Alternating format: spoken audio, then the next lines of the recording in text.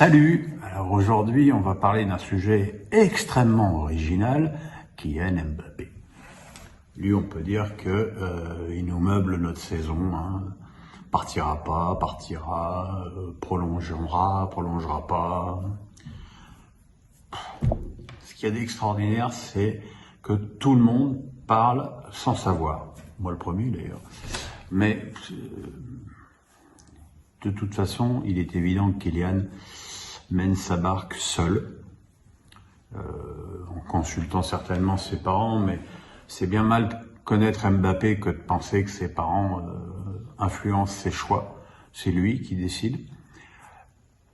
Donc la dernière info, c'est donc la proposition pharaonique du PSG, 50 millions par an pendant 2 ans et 100 millions de primes de fidélité à la signature.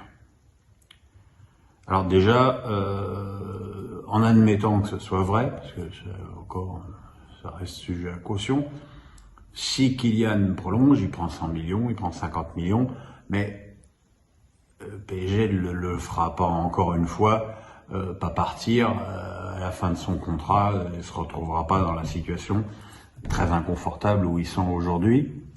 Donc ça veut dire qu'il y aura un transfert et que donc 100 plus 50, le PSG récupérerait à tous les coups l'argent investi sur cette année supplémentaire de contrat. Donc aller pousser des cris d'horreur là-dessus, ça n'a pas beaucoup de sens. Alors j'ai vu Estelle en a fait un thème dans son émission, est-ce que c'est indécent? Alors déjà, s'il va au Real, ça m'étonnerait qu'il soit au SMIC. Est-ce que c'est indécent? Je sais pas, quand on voit que l'arrivée de Lionel Messi a déjà été remboursée par les retombées économiques de sa signature au PSG, on peut se poser des questions. L'argent appelle l'argent, en football et en sport comme dans le reste. Il y a évidemment des enjeux financiers qui permettent, alors que le PSG va certainement changer de sponsor maillot à la fin de la saison, puisque le groupe Accor arrive en fin de contrat, donc c'est sûr que négocier un nouveau contrat, c'est mieux avec Mbappé que sans Mbappé. Donc il y a tout ça qu'il faut prendre en ligne de compte. Après, quand Tom Cruise prend 25 millions de dollars pour tourner Mission Impossible, j'entends personne hurler au scandale. Quand Pavarotti prenait 1 million de dollars par récital, personne hurlait au scandale. Donc, on parle de gens qui sont surnaturels, des gens qui sont hors du cadre de la société et des gens exceptionnels et dont le talent est d'une rareté sans nom. Donc aller ergoter sur leur valeur supposée ou pas, ça n'a pas de sens. Ça n'a pas de sens. D'autant que si on regarde les salaires de NBA, de NFL, il n'y a pas beaucoup de gros écarts. Il y a même plutôt des gros écarts en défaveur d'Mbappé. Donc le problème, c'est de comprendre, d'admettre que le football change, qu'il y a un football des très très riches et un football des beaucoup moins riches.